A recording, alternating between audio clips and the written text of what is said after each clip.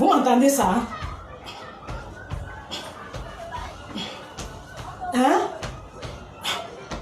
Vous m'entendez ça? Hein?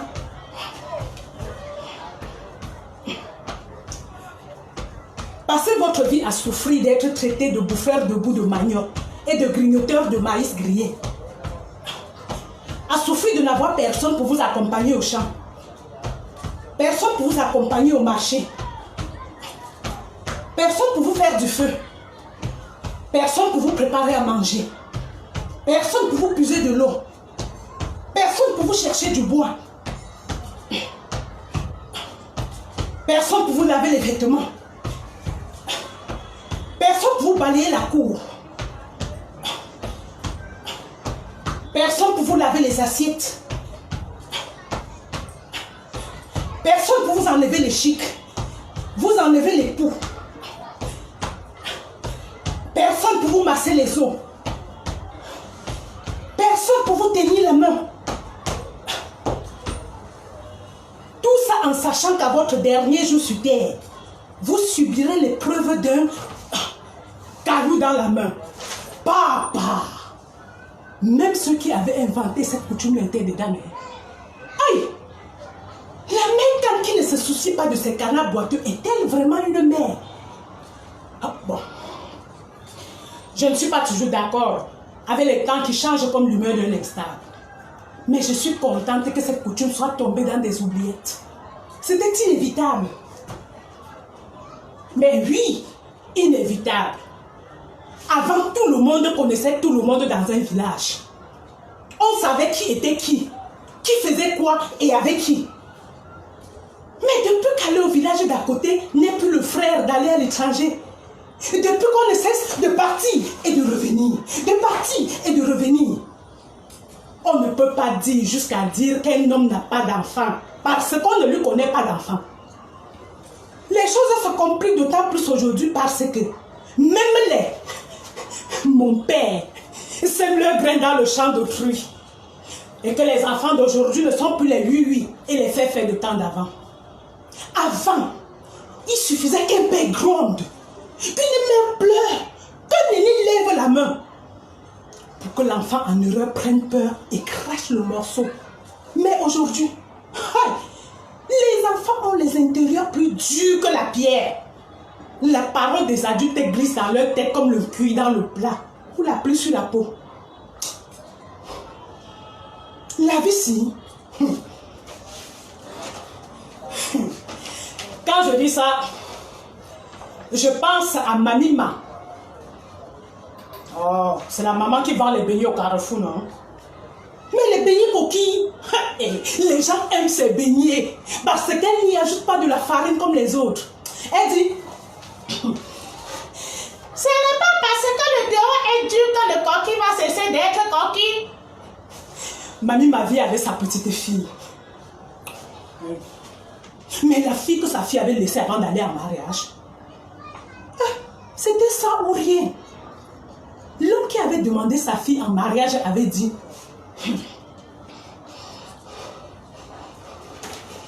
je veux la poule et non le poussin. Que quelqu'un prenne sa poule, tant qu'il y aura la basse cour, le poussin vivra en paix. Et elle est restée avec sa petite fille. La petite fille de Mamima, c'est le genre de petite fille dont rêvent les grands-mères. Elle a la tête, elle a les pieds, elle a le cœur, elle a les mains. Tous les soirs après l'école, elle est auprès de Mamima. Elle aide à tourner le coquille, à défeuiller le mendo et à servir les clients. Un jour, la petite fille de Mamima pleure son ventre. Mon ventre, grand-mère! Mon ventre! Mon ventre me montre le feu! Hey. Mamima lui donne un remède de grand-mère. L'enfant boit, rien. Mon ventre, grand-mère! Mon ventre me montre le feu. Mamie m'apporte sa petite fille au dos. Malgré ses fatigues, elle avance. Malgré ses fatigues, elle avance.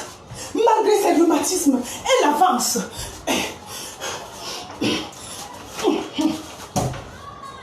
Les voilà au centre de santé du quartier. Le temps pour l'aide-soignant de s'occuper de la petite, Mamie ma sort chercher de l'argent pour les premiers soins. Lorsque Mamie ma revient, l'aide-soignant lui dit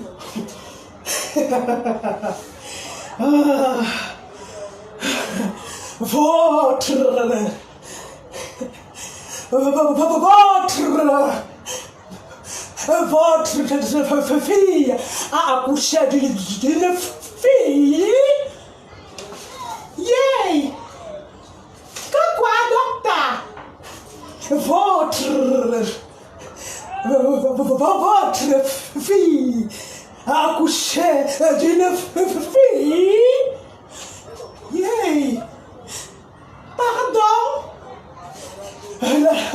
La mère. La mère et l'enfant c'est pas bien. Ces mots entrent dans les oreilles de Mamima comme l'huile dans l'eau bouillante. Nachouad. Mamima s'allonge, se raccourcit.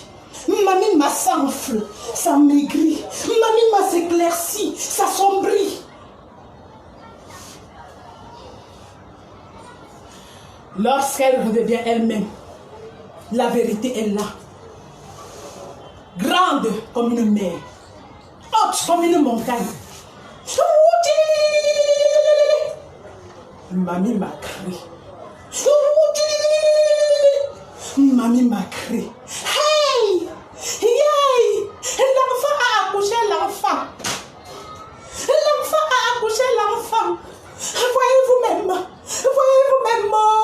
L'enfant a accouché l'enfant. Les gens accourent. On regarde. On voit l'enfant. On regarde. On voit l'enfant de l'enfant. La mère est là. L'enfant est là. Il se porte bien. Mais où est la layette? Où est la layette avec laquelle on attend la naissance d'un enfant? Les amis de Mamie rentrent chez elle. Fouillent leur vieille cantine. Ramène qui? Une couche. Ramène qui? Une serviette. Ramène qui? Une salopette. Mamie rentre à la maison avec l'enfant et l'enfant de l'enfant. Yeah! Wouh!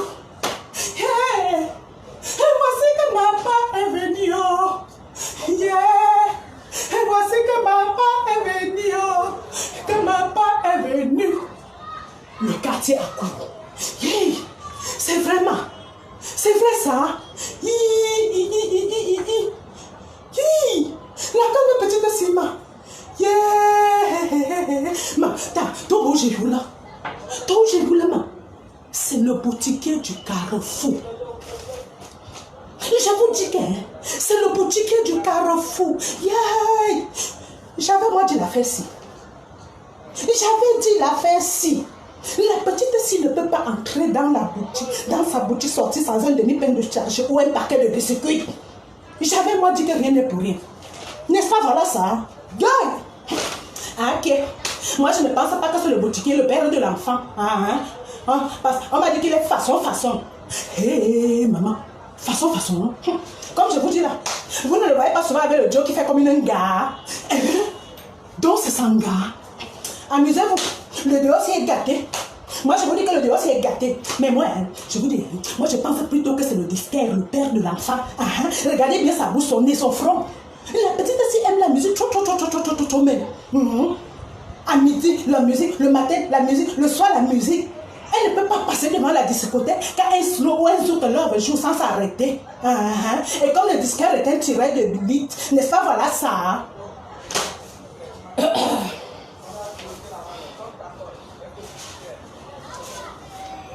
Oui. Mais écoutez, c'est vrai que le disquaire est un tireur d'élite. Mais il préfère les matères, les veuvaux, les mariés, les divorcés. Il dit que ce sont des vieilles marmites qui font des bonnes sauces. Maman, une mamie qui avait glissé son oreille dans les murmures et les chuchotements ne comprend plus rien. Sa tête et son fort intérieur bourdonnent comme une ruche pleine d'abeilles. Quand tout le monde s'en va, mamie m'a demandé à sa petite fille. C'est qui notre fille? Silence, Kalou. Que c'est qui? Niet. Tu vas dire ou tu ne vas pas dire? Tu vas dire ou tu ne vas pas dire? Une voisine entend la voix de Mamima et surgit. Mamima, c'est quoi dans la nuit? Hein? Tu penses que les temps d'aujourd'hui sont comme les temps d'avant? Si tu poses ce genre de questions à l'enfant et l'enfant refuse de répondre, n'insiste pas. N'insiste pas, Mamima. Je t'assure que parfois, c'est pour ton propre bien qu'on se tait comme ça. Tu comprends sans comprendre, Mamima? Ouvre tes oreilles et écoute-moi bien. Le feu qui te brûle aujourd'hui m'a calciné il y a quelques années. Je venais d'accoucher mon dernier enfant que tu connais là. C'était comme ça l'enfant de quoi non ma. Ça faisait longtemps que mon mari et moi nous étions dit notre part d'enfant suffit comme ça. 7 enfants, dont 4 filles et 3 garçons. Est-ce que ce n'était pas plus que suffisant, Mamima? J'attendais tranquillement de devenir une grand-mère pour vivre une deuxième jeunesse quand Massa rentre un soir et me dit: un enfant pour la retraite. Un enfant pour la retraite. Mamima, n'est-ce pas j'accepte, on fait l'enfant de la retraite? Et me voilà avec un nouveau-né dans les mains sans la force d'hier pour quitter de la chambre au salon, de la cour à la cuisine. N'est-ce pas, je fais venir la fille de mon frère du village que l'école avait dépassée pour qu'elle fasse ceci. Quand je fais cela, elle arrive, tout va bien. Tout va tellement bien que je me dis qu'elle ne quittera le chez moi que pour le chez elle. Et moi, je remarque 6 mois plus tard que ma petite nièce a pris les rondeurs et fuit sans cesse mon regard. Je demande: notre fille, il y a un problème? Non, tante. Tu es sûre? Oui, tante. Tu es sûre que le cabas que tu portes tous les jours et les crachats que tu craches matin, midi, soir là sont simples? Oui, tante. Mamima, tu sais que ma part n'est pas loin. Un jour, tôt le matin, je me suis levée. Je l'ai réveillée. Je l'ai dit: allons à l'hôpital. Pardon, hey, je tombe bon docteur. À l'hôpital et tout dessus. Mamima, nous voilà à l'hôpital. On fait le test. Le mal est là. Je demande: c'est qui le père de l'enfant? Silence, caillou. Que c'est qui, ma? Silence, plomb. Tu vas dire ou tu ne vas pas dire? Hey, Mamima, c'est comme si je m'adressais à une tombe. Je parle, rien. Je gronde, rien. Je cogne, rien. Je frappe, rien. Ah, Mamima, tu sais que ma part n'est pas loin. Un jour tôt le matin, je me suis levée, j'ai fait chauffer de l'eau. Je l'ai versée toute chaude dans un seau et je suis entrée dans la chambre de ma petite nièce. Je l'ai réveillée. Tu vas me dire qui t'a dit ça? Mamima, ils sont mieux que Nenedea. Tu vas me dire, elle écarquille les yeux. Ou tu me dis qui t'a fait ça? Ou je te verse ça par où il t'a fait ça? Mamima, n'est-ce pas l'enfant prend peur? N'est-ce pas elle me dit qui lui a fait ça? L'enfant m'a dit la vérité. J'ai eu pitié de mon corps si Mamima. L'enfant m'a dit qu'il lui a fait ça. Le seau d'eau chaude s'est refroidi entre mes mains sans que je ne m'en rende compte, Mamima. Yeah, Mamima. Yeah.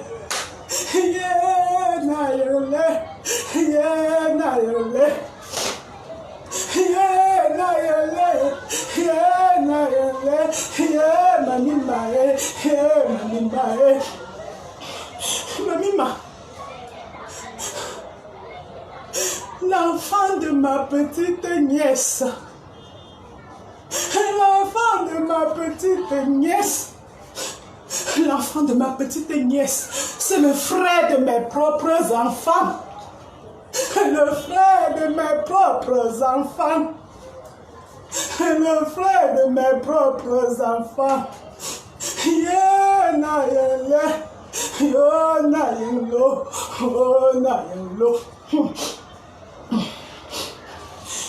Excuse-moi, Mamima, si je pleure. Excuse-moi si je pleure. C'est plus fort que moi, Mamima. C'est plus fort que moi. J'ai étouffé ma plaie pour te dire qu'il y a des choses qui vont mieux ne pas savoir. Ne pas savoir, Mamima. Élève l'enfant de ta petite fille comme tu l'élèves elle-même et tais-toi. Rassemble-toi. Et tu vois, si un jour quelqu'un frappe à ta porte et te dit je suis le père de cet enfant, fais-le asseoir et partage avec lui ton repas sans lui demander où il était depuis.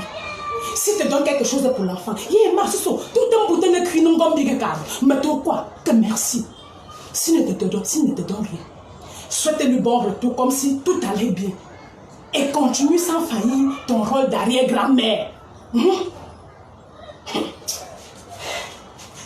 Et mamie m'a écouté la voisine comme on écoute un proverbe et elle se tue.